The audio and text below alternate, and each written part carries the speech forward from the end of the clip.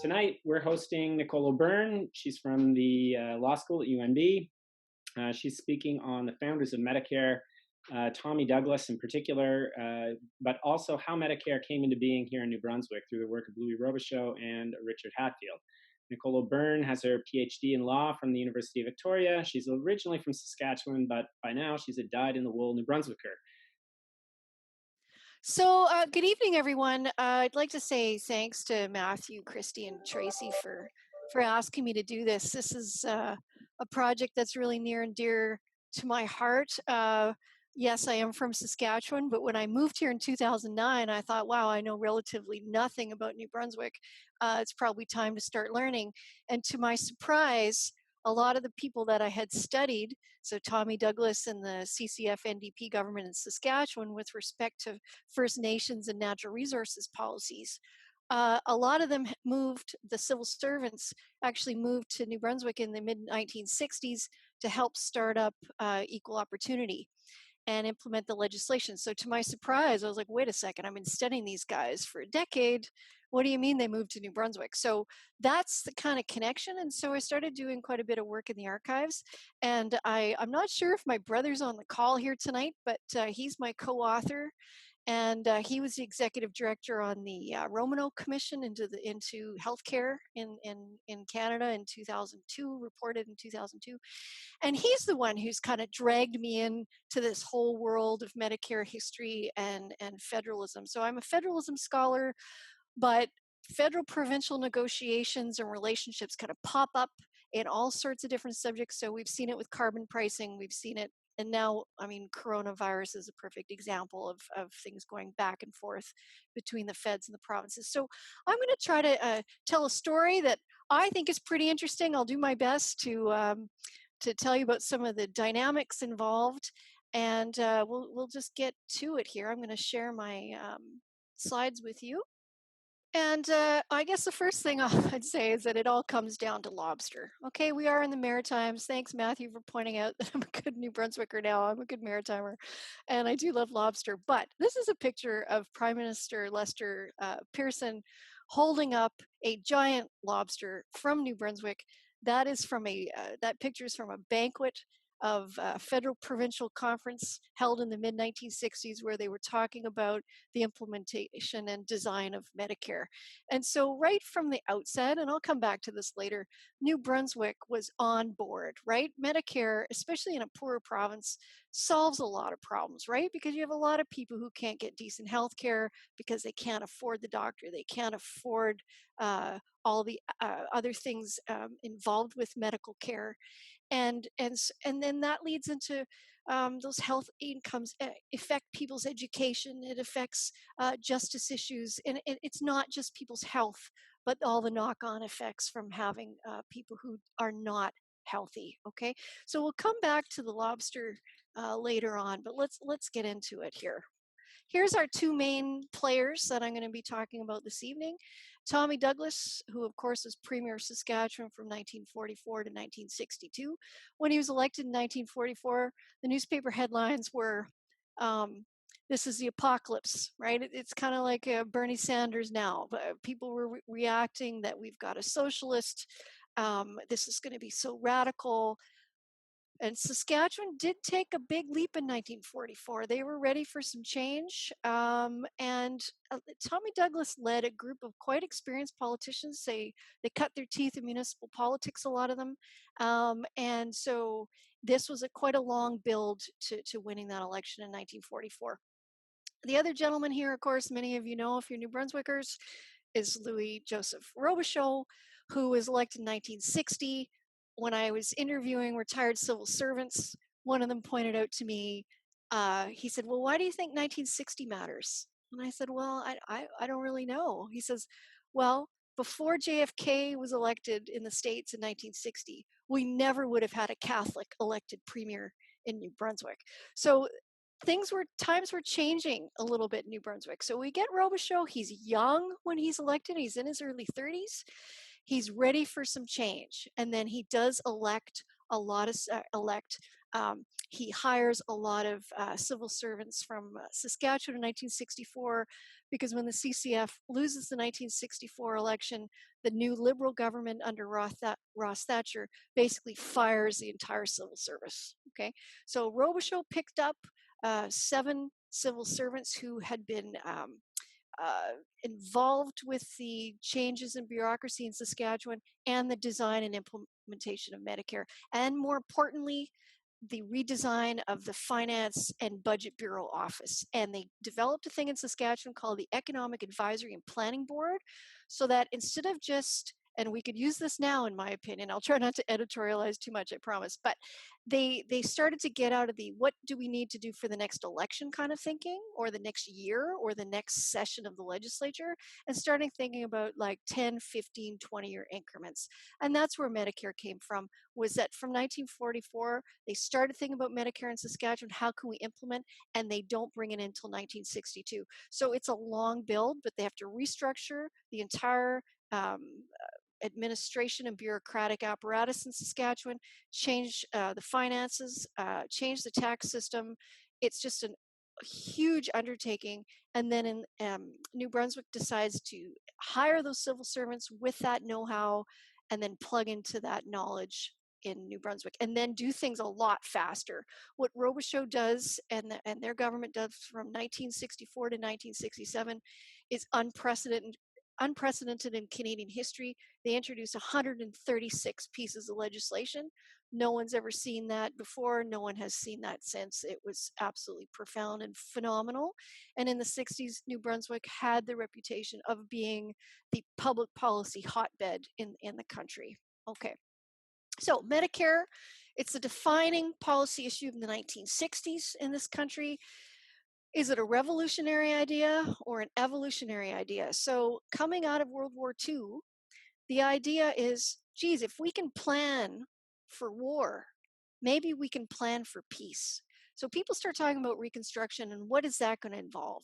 And they start talking about hospitalization and healthcare and how can we do things differently, okay? And so to be an optimist, things like a pandemic, things like a world war actually change the way people think about addressing what public policy can do or maybe what government can do. So evolutionary, it takes a while, right? It changes people's mindset has to shift, but it's fundamentally a revolutionary idea because the idea of health services based on need and not what you have in your wallet is a profound idea. And we see the debates going on in the US right now, and it is still a contentious idea, and it's still a revolutionary idea for a lot of people. Okay, but there was a template. By the time we get to Medicare, they had introduced universal hospital coverage in the late 1940s. That was an elaborate federal provincial tax point, tax rent, cost sharing program, very elaborate.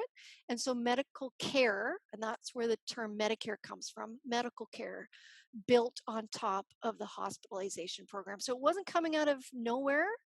It was a slow build. There was an evolutionary aspect to this idea as well.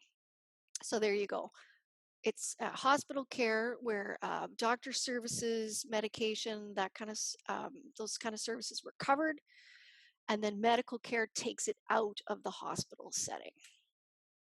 Now, in Saskatchewan, the doctors and the medical insurance lobby detested the idea. They didn't want to lose control. They had their own insurance programs running at the time, and so they went on strike. It was an ugly, ugly strike. I'm going to show you a little bit of a video here to give you a sense of the history. It's 6 or 7 minutes. Right there you see a group of women organizing called Keep Our Doctors. So the KOD, they protested. They were worried they were going to lose access to health care because the doctors did go out on strike. Now, here's a couple of cartoons that kind of give you a sense of the two sides to the debate, right? So here on one side, we've got the poor little Saskatchewan doctors blindfolded, and Tommy Douglas is this evil pirate. Of course, on that cartoon, it looks like Douglas is the one going to be walking the plank here. He's fallen into the ocean. But it was the doctors seen as the providers of healthcare, the trusted medical professions. They wouldn't be leading us astray, right? And then on the other cartoon there, you've got Saskatchewan doctors reject government medical care plan. And here, of course, is Douglas trying to give these whining doctors a little bit of medicine. Okay, so I'm going to show the video now. I have to switch slides here and whatnot, so let's hope this all works. Okay, welcome to Saskatchewan in 1962. Nowadays, Canadians regularly say that one of the things they like best about their country is its universal medical care. But Medicare was not inevitable. In fact, it almost didn't get started at all. Then in 1944, Saskatchewan elects the first socialist government in North America. The party is the Cooperative Commonwealth Federation, the CCF. The new premier is T.C. Douglas, known to most as just Tommy. As premier, Douglas takes the health portfolio himself and goes to work. They'll say to you, you need a surgeon or you need a specialist, and you will choose the surgeon and you will choose the specialist. A confident Douglas announces his Medicare plan and calls an election on it. The government proposes to introduce a province-wide prepaid medical care program that will supply medical services to every citizen in the province. The doctors of the province fear the plan will curb their economic freedom and kill their own private insurance plans. But Douglas and the men of the CCF are not concerned with the doctors' fears. The election of 1960 is fought over one issue: Medicare. Ross Thatcher, Liberal Party leader, is Douglas's main opponent. Most of the doctors get behind Thatcher, who it is said campaigns like a charging bull. But if Thatcher is a bull, Douglas is a matador. The doctors call the CCF communists and say the plan could create a future where doctors are like slaves. Menopausal women can be sent to mental institutions and Catholic hospitals must perform abortions. June 8th, the CCF wins the election handily, with 40% of the vote and 38 of 54 seats. Douglas appoints a commission to design the plan. Impatient with its squabbling, he uses an interim report to draft the legislation. It is quickly passed in November 1961 and set to go into effect the following year.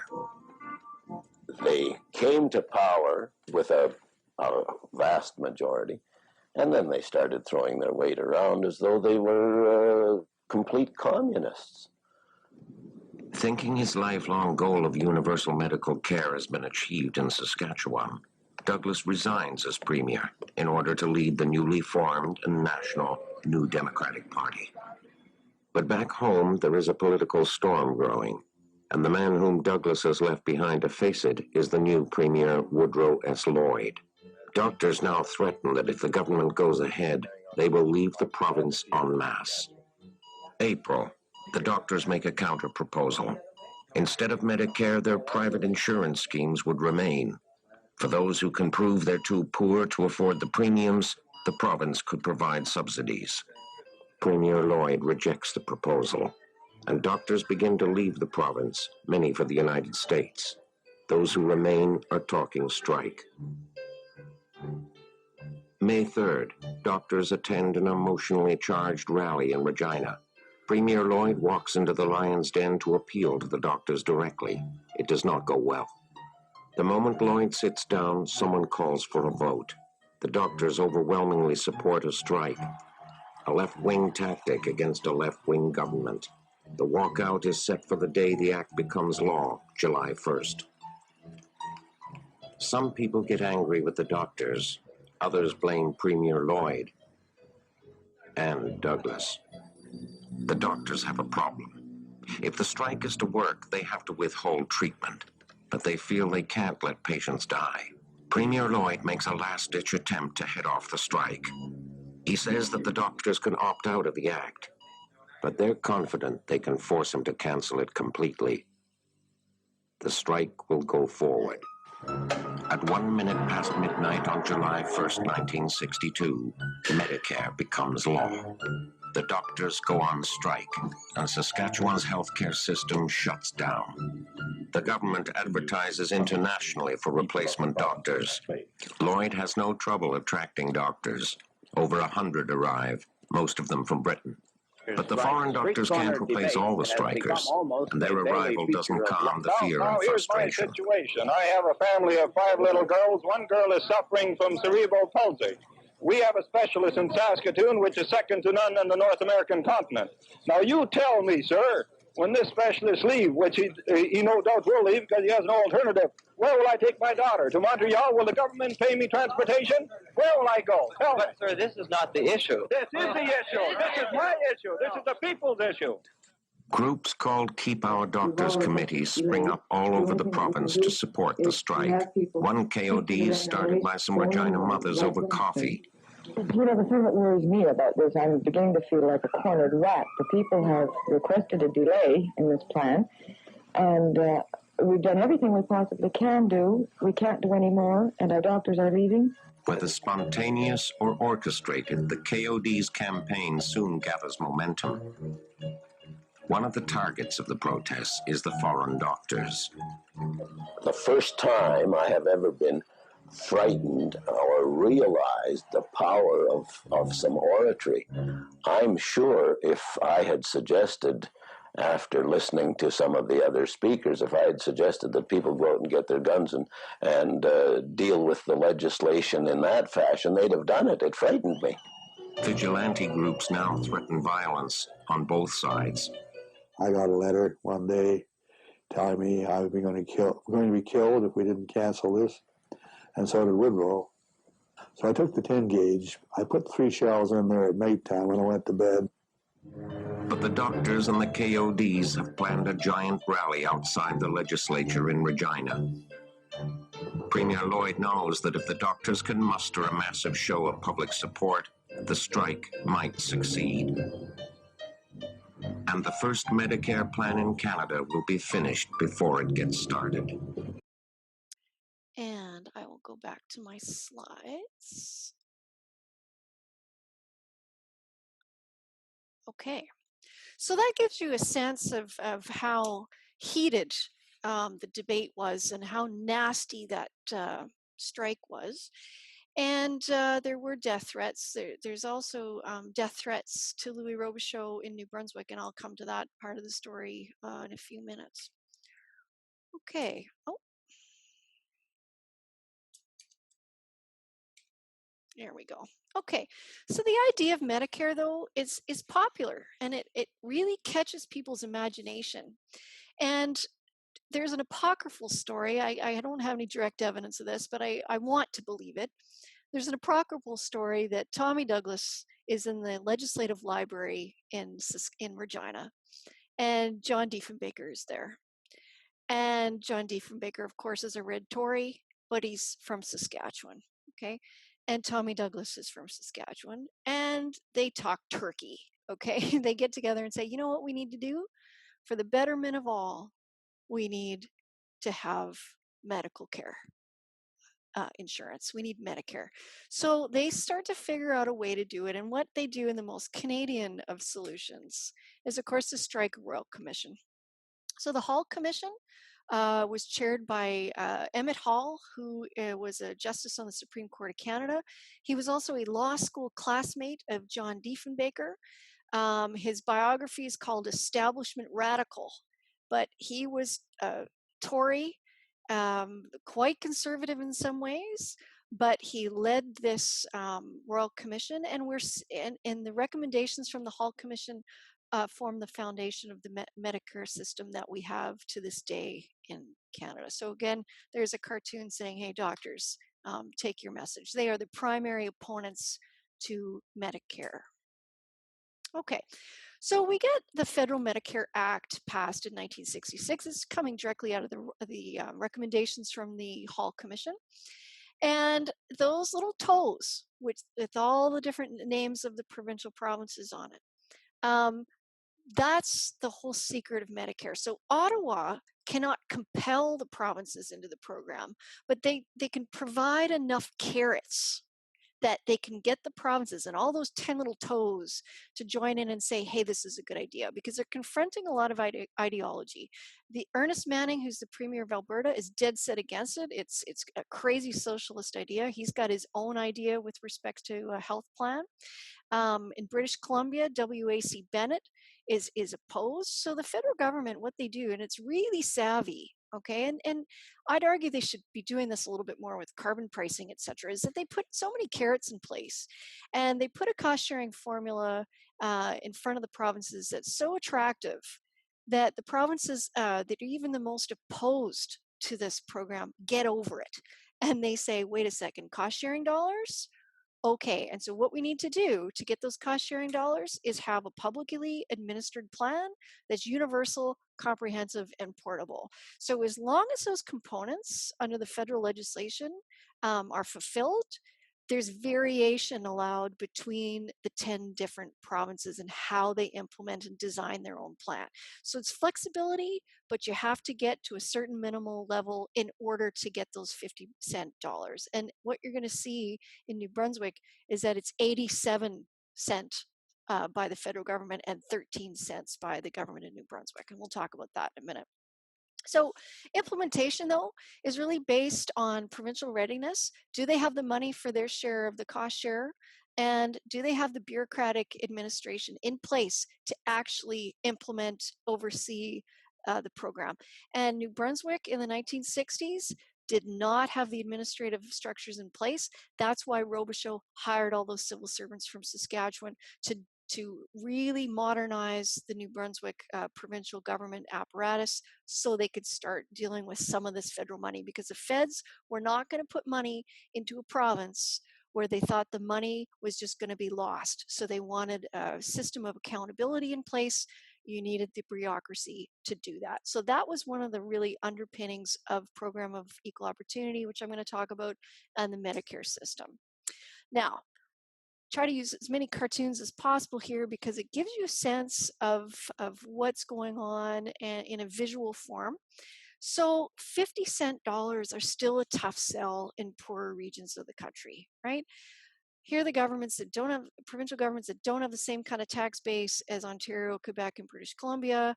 50-cent dollars are still out of reach. So you've got provinces like Nova Scotia, Newfoundland, New Brunswick saying 50%, great, but where are we going to, we're going to have to gut the rest of our programs in order to do this, so we just can't.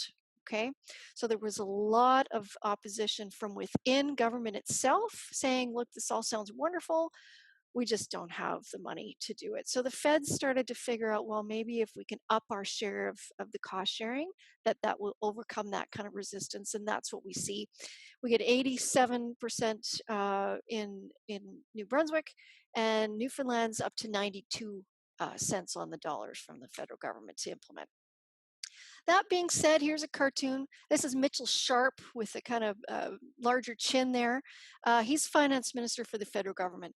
There is no finance minister in the history of the country that loves Medicare because the costs involved, okay? And so he was just like so cautious about it. And here's Lester Pearson saying, oh gosh, New Brunswick says they don't have enough money to implement this. So we're stuck here. So it all comes down to an issue of, does the federal government have the will to provide the cost sharing dollars that it needs to, okay? And of course, the 1960s is this era of cooperative federalism. I'd argue that it was a lot more, I don't want to say combative federalism, but there was certainly a lot of back and forth and a lot of heavy negotiating.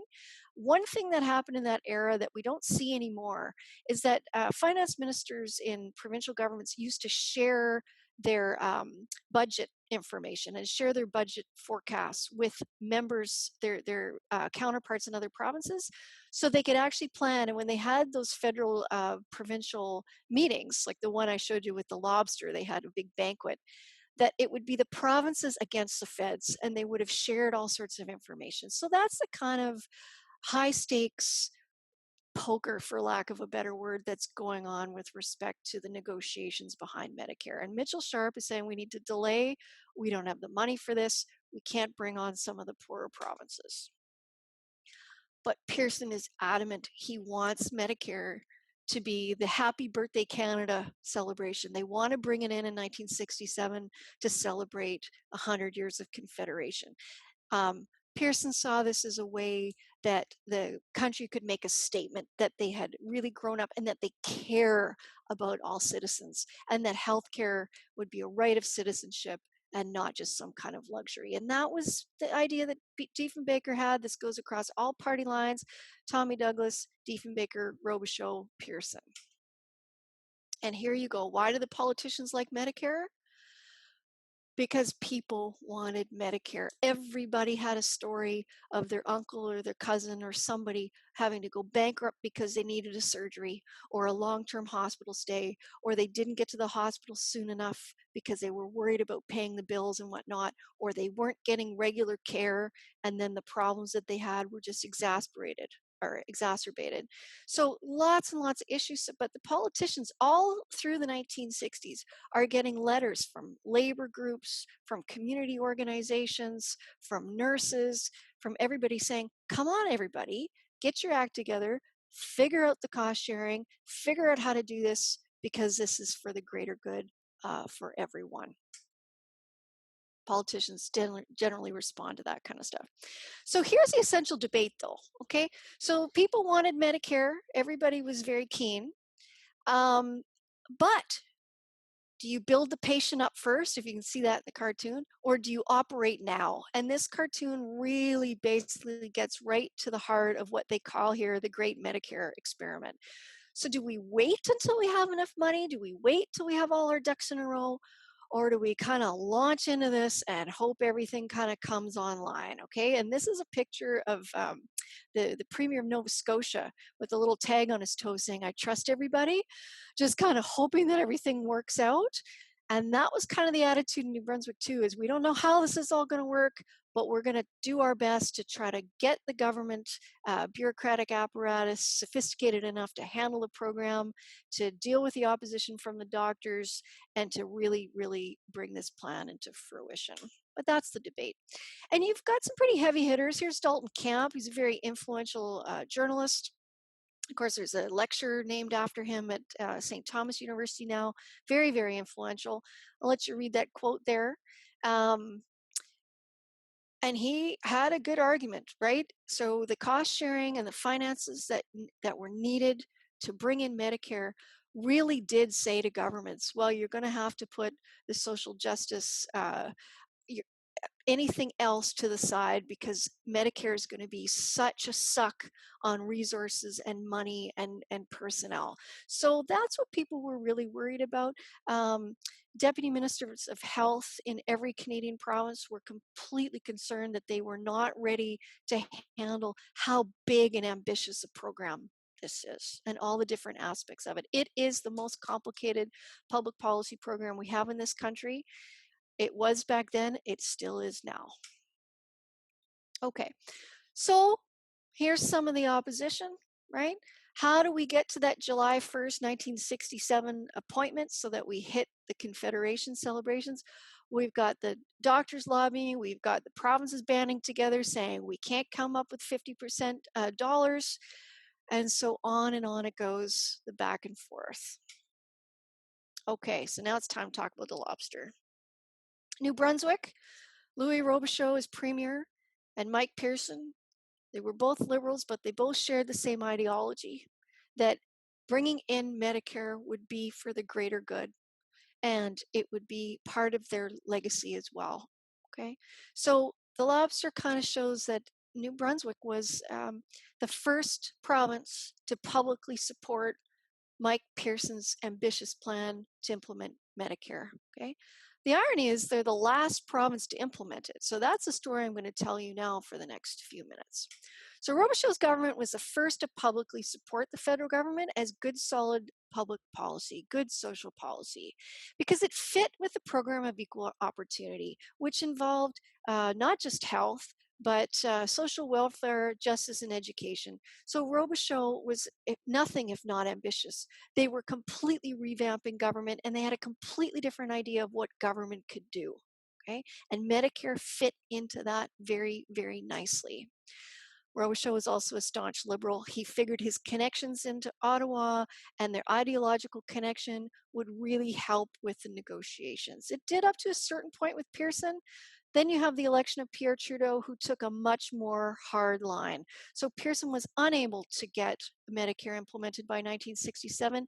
It got delayed into 1968, and then different provinces came online, New Brunswick being the last one in 1971. So New Brunswick's the last to come on board, arguably because New Brunswick had the biggest challenges with respect to the revamp of the government bureaucracy that was needed. New Brunswick was very, very behind in the 1960s. One civil servant told me that in the Department of Finance, they were still keeping the books longhand when Robichaud was elected in 1960. Okay, so lots and lots of issues. And so they had lots of different things to catch up on in the 1960s. So here we go. Here's Robichaud and the Program for Equal Opportunity. It's a complete reform of the machinery of government in this province. It is profound change. The Saskatchewan civil servants that Robichaud picked up from Saskatchewan in 1964 were nicknamed the Saskatchewan Mafia. Now, there were a lot of New Brunswickers involved in these changes as well, but there were 7 gentlemen from Saskatchewan who came in here and created some of the same apparatus that they had created in Saskatchewan. So an Office for Government Organization, a budget bureau that oversaw long-term financial planning, etc. And more importantly, the idea was to strip the politics and professionalize the bureaucracy. That was one of the creeds that this group of civil servants from Saskatchewan has. As soon as you start to devolve into partisan politics, everything just goes off the rails, okay? So what they had to do was completely reform the tax system in New Brunswick. You need to pay, even if you can get cheap cost-sharing dollars and get up to 13% and 87% for the federal government, you still need to figure out a way to revamp the tax system to get that share of the money. You have to worry about equalization and shared cost programs, how they're all going to balance out and work. And there's the 4 planks of program of equal opportunity. So everybody was committed to implementing this. There was just a lot of aspects involved in it. So the first step they take, the Robichaud government takes, is calling a royal commission. Now, this is a very boring title, right? Finance and municipal taxation. How exciting can that be? Well, I will tell you, that is the bedrock of all the changes that we saw with equal opportunity, because what they did was completely study the tax system. And the issue was the tax base, because it was driven by municipal taxes. It meant if you lived in St. John or Fredericton or Moncton, you had good hospitals, good schools, right? Because the tax base could support those kind of resources. If you're up in Miramichi or in another rural part of the province which didn't have the tax base, then you didn't have very good schools or hospitals, right? So they wanted to even that out. And so what they did was they took that taxation power from the municipalities and they put it into the provincial government so that they could spread and redistribute the money, importantly, to the areas that really needed it. So I've got a picture here of Robichaud out on the golf course to take a little break from governing. And the younger gentleman in that picture is Jim O'Sullivan, who lives about a kilometer from me. I've interviewed him a couple of times on this project. He was quite young, but he was the secretary on that Royal Commission, okay? And a very, very nice man. He's been very helpful with my research. Now, the government, as they're busy drafting, and there's a group of 3 civil servants who are drafting that 136 pieces of legislation to implement the changes to social welfare, justice, health, and education. They were so overwhelmed by that job, and they were getting so much opposition that they decided, and this is unprecedented in Canadian history from what I know, to put out a white paper saying what we think government is about. This is a profoundly interesting document, okay? And here's just one little phrase from it, which I think encapsulates the sentiment from the entire document. But it says, the actions and policies of government must aim towards the objective of guaranteeing minimum standards of social, economic, and cultural opportunity without in any way restricting maximum opportunities for the individual, the community, or any sector of our society. That's equal opportunity in a nutshell, right? People should not be worried about catastrophic health events causing bankruptcy. They shouldn't be worried about how do they pay for school. That should be open, free access, K to 12, okay? We should have equal schooling, equal educational opportunities throughout the province, right? People should not have to mortgage their house to talk to a lawyer. They should have legal aid. So there's all sorts of aspects in there involved in equal opportunity. But the underlying thing is we need to take care of people's baseline necessities so that then they can go realize their human potential and not be worried about catastrophic health events or other issues like that. Okay, that's what government's for. But of course, there's a lot of opposition, okay? And the Daily Gleaner, here's some of the headlines. The Byrne Report, which basically means equal opportunity, thumbs down, okay? The cities don't like it. They don't like being told that they shouldn't be collecting those taxes and spending them the way they want. They see it as a power grab by the provincial government. They resist and they kick and scream about it, okay? Look at that. Fredericton up in arms about new legislation. They did not like it.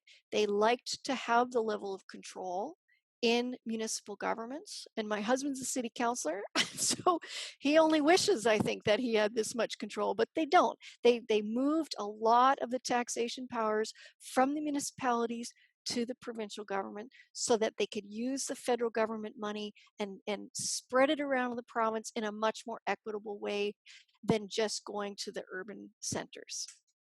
Okay, so what happens in 1966 is New Brunswick's working towards Medicare. There's a lot of civil servants involved. This is one of the most ambitious undertakings in the history of the province. So the Department of Health starts estimating costs. They create a cabinet committee on medical care.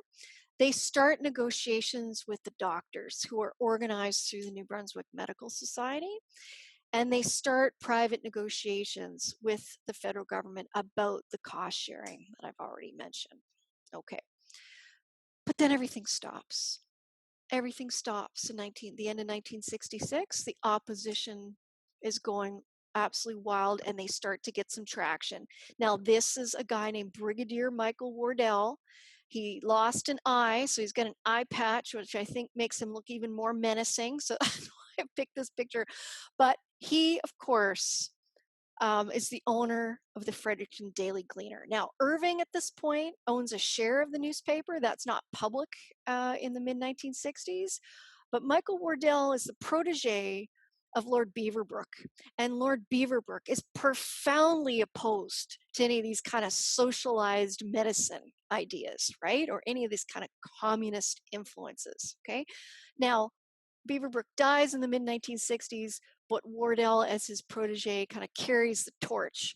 So you see all these just outrageous headlines in the Fredericton Gleaner.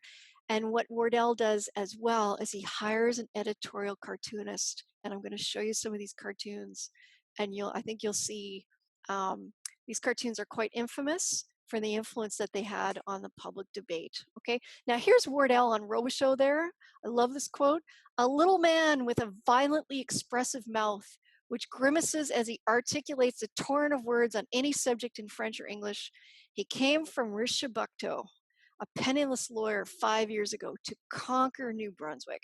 So who is this Acadian lawyer who's come from nowhere to tell us what to do? And that's the underlying message of the cartoons I'm going to show you. And here's what he thinks about the Byrne Commission, and here's what he thinks about equal opportunity, okay? It's based on Swedish socialism, okay? And it's an affront to self-government. It's an affront to British liberty. It's an affront to the constitutional freedoms that subjects in the British Empire have enjoyed since the Magna Carta in 1215, okay? This is an idea that if we're going to allow the government to tax and spend the way they want, it's actually an infringement on people's personal liberty. Okay, we still see those arguments in play now. So here's some of these cartoons. La Provence, c'est moi, right? So here's Louis Robichaud dressed up as a king of France, and it's a kind of, you know, the famous statement, l'état c'est moi, right? So these are the cartoons saying, look, it's just to be King Louis telling us what to do. Taxpayers no longer matter. This is a power grab by the provincial government. Here's another one. King Louis strutting. I'm not sure about the Spurs, but here he is strutting across New Brunswick, right? It's all about power and autocratic control. Okay. I love this cartoon. Look at this. Manifesto of the Socialist International, 1951. Okay. So they're saying that King Louis has got Karl Marx behind the Bible, and the whole idea is to socialize New Brunswick. So the tagline on the bottom says, I'm a New Brunswicker, a Christian, and I abhor communism. My government doesn't have the least intention of becoming socialistic. And they're saying that that's a complete fraud. So when Louis Robichaud talks about equal opportunity, he's really talking about government taking over control of people's lives. And you saw the doctors plugging into that rhetoric in that clip I showed you from the Saskatchewan doctors' strike. Okay, here's another cartoon. What Louis Robichaud wanted, of course, is to tax Irving, okay, to make sure that they paid an equitable tax rate. Now, we all know that there's still issues with that. And of course, here's Irving giving the boot to King Louis, right? Very, very, very bombastic imagery here. Gets the point across. Here's another one. Robichaud's theory of evolution is backwards, right? Man to monkey. We're going backwards. We're unwinding 800 years of British constitutional freedom and individual liberty. And we're going backwards. How bad is that, right? And here's the most famous cartoon of them all. Okay? Here's his head in the guillotine. And at the same time these cartoons are being published, there's one every 2 or 3 days for several weeks. There's about 35 of these cartoons. Michael Wardell says, a power struggle is developed with mounting passions on both sides. A controversy has taken a peculiar and bitter form. Yet in protesting, not one word has been printed in the press or spoken over the radio or used in any reported speech which is departed from in any way from the proprieties of parliamentary language. Now, at this time, Louis Robichaud is receiving death threats, and he has to have police at his residence. Okay, so this, I know it was maybe a little shocking to see that video from the Saskatchewan doctors' strike. And when that lawyer from Prince Albert says that he was really worried about how the crowd was reacting, well, we had the same kind of heated debates going on here in New Brunswick. Okay, so here's a little bit more of the mechanics in the late 1960s, because we do get to the implementation here.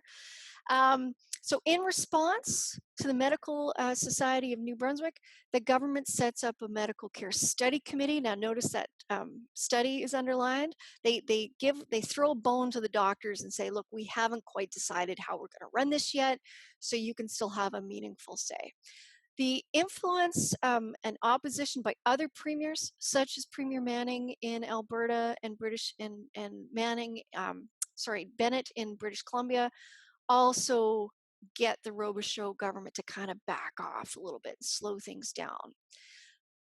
But Robichaud decides to call a snap election in 1967. He still had a year left in his mandate, but he decides, like Douglas did before him in Saskatchewan in 1960, to run an election on the issue of Medicare. So it's the ballot box issue in 1967. And there's a clear promise in that platform that Medicare will be implemented July 1, 1968 without any premiums or user fees, okay? The PCs during this election campaign promised the same thing. So there's no debate on this. Everybody agrees that single payer Medicare is good for everyone, okay? So there's strong support from the public, and all across the country, civil service groups and whatnot, it's really only the doctors and the insurance lobby that are opposing it at this time, but they're powerful, okay? So throughout 1967, there's work being done. However, 1968, they do a more financial analysis and realize that they cannot start the program in 1968. They still need to figure it out. They do pass the legislation in 1968 with no start date. And people are disappointed, and they start writing letters in. They say they felt betrayed, that they would have voted for the PCs in 1967 because they believed the PCs had a quicker route to the implementation of Medicare. So what we see in the third term of the Robichaud government is, well, by this point, and I know this goes against, because Robichaud is considered quite a mythical and heroic figure in New Brunswick, and I know I'm a bit of an outsider, but he's drinking quite heavily in the third term. They can't find him at times. The stress has got to him. The cabinet ministers are disagreeing about the priority that should go into Medicare. Norbert Thériault is the Minister of Health at the time. He carries on the fight, but pretty much without Robichaud. Robichaud's pretty much AWOL by the third term. The government starts to fall to pieces. The program of equal opportunity stretched the Liberal government beyond its capacity. They were so ambitious about what they were taking on. They were trying to move things forward so quickly that things started to blow, okay? And Thériault was quoted in an interview in 1990 saying, "We deserved to be defeated in 1967. We had run out of steam." And yet they won that election to their surprise. So here's what's happening in the rest of the country, though, in the late 1960s. All the other Canadian provinces are coming on board.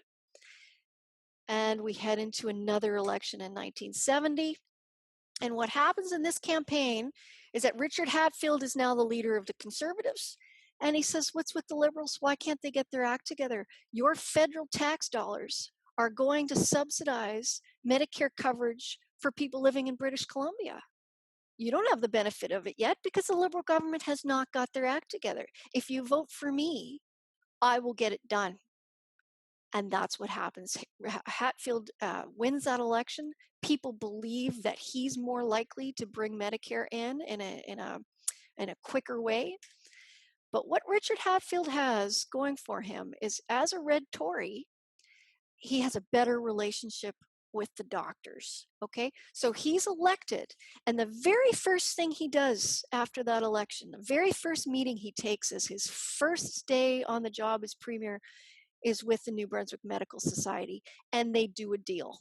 Okay, they figure out the finances because the doctors wanted more money, and in fact, they agree at a meeting to unanimously they agree to increase their fee schedule before they go into Medicare. So to increase their fees, and in fact, doctors' salaries pre and post Medicare within about 3 or 4 years go up by 30-40%. So they oppose it, but then their salaries go up so much the way this system is designed that they eventually come on board. And I know that that's not a common narrative when we're talking about doctors, but that's what the evidence in the archives shows. And it's not just in New Brunswick, that is all across the country. So some thoughts to leave you with here before we get into some Q&A. I guess this is kind of silly, but Medicare birthed in the lobster pot of Canadian federalism. Canadian federalism, right, the kind of saying is we're a country in theory, or a country in practice, but not in theory, right? Like, we shouldn't work. There's 10 provinces, there's now 3 territories. We've got First Nations governments, we've got treaties, we've got all sorts of things. It shouldn't work, but yet it does. And so there are moments in time, and the 1960s is one of them, where somebody starts to push an idea like Tommy Douglas, and then everybody starts to get on board thinking it's a good idea. And so then the dominoes start to fall, and we can coalesce, and we can come together regardless of political stripes, okay? But implementing cost share programs for poorer regions is really a big challenge, and it's still a huge issue. How do we fund Medicare with the tax base being what it is in New Brunswick? And further complicated, over the last 3 decades, the federal government, never mind paying 87% of the money in New Brunswick of the funding, it went down to 50%. Now it's 15 or 20%, depending on how you want to count.